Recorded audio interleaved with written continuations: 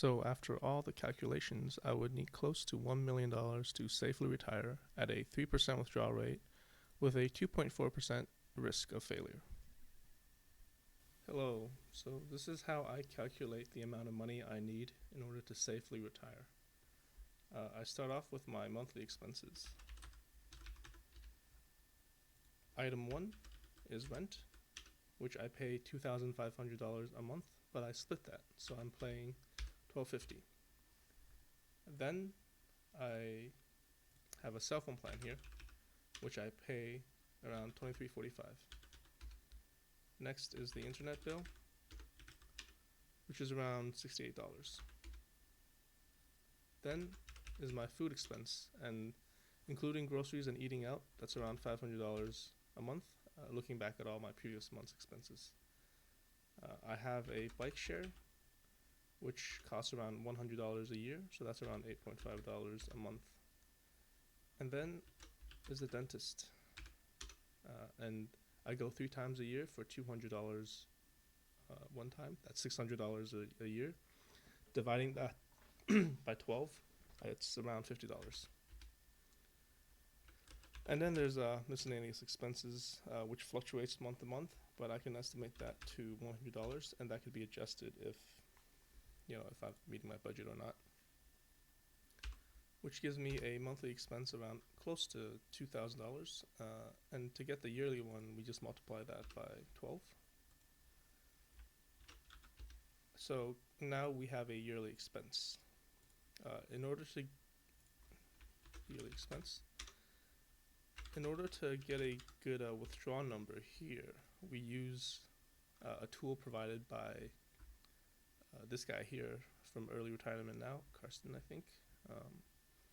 And here you can just open his Google sheet here, and he gives you a pretty good breakdown with all the numbers and all the math that he's done. And you can just go here and make a copy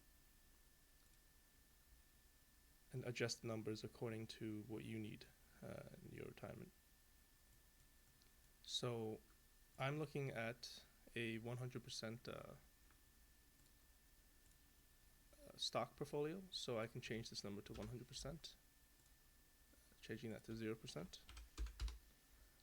My stock portfolio and my retirement horizon would be 60 years, so 60 times 12 is 720. So now we have the figures we want, and this is the table that we're interested in. And CAPE ratio stands for cyclically adjusted price to earnings ratio of the S&P. And you can just Google that. It gives you a chart here, which tells you the current CAPE ratio is 36, which is at a pretty much near all-time highs, so not a good time to retire. So this is the column we're interested in, where CAPE is greater than 20 and the S&P is at an all-time high. So looking at here, we get a withdrawal rate percent here. So at a 2.5 withdrawal rate, we get a 0% failure rate over the horizon.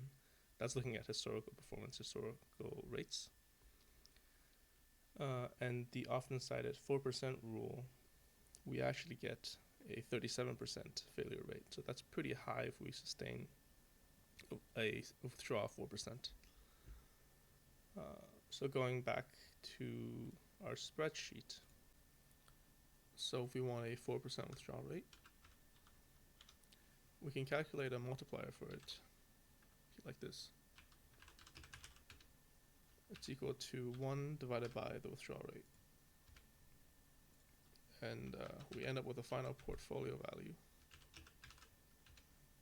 which is equal to the yearly expense times the multiplier. So at a 4% withdrawal rate, a monthly expense of $2,000, we'd need of approximate portfolio value of $600,000.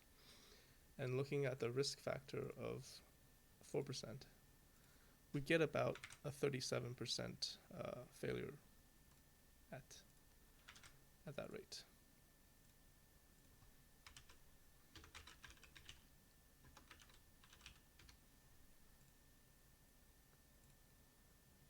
So let's try to be more conservative, 0.3 0.75.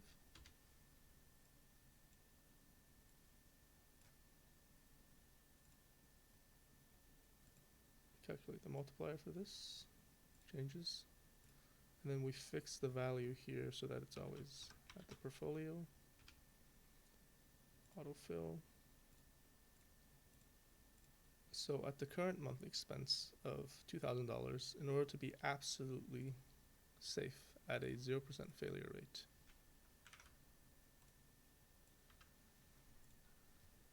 we'd need close to $1 million. Looking back at my monthly expenses the past few months, it's around this much, and it fluctuates between around 1,800 to as high as almost 2,600. So we can make this miscellaneous a bit higher, maybe around $500. And at that value, in order to be comfortably safe, maybe at a 3% withdrawal rate with a 2.4% failure rate, we'd need close to $1 million.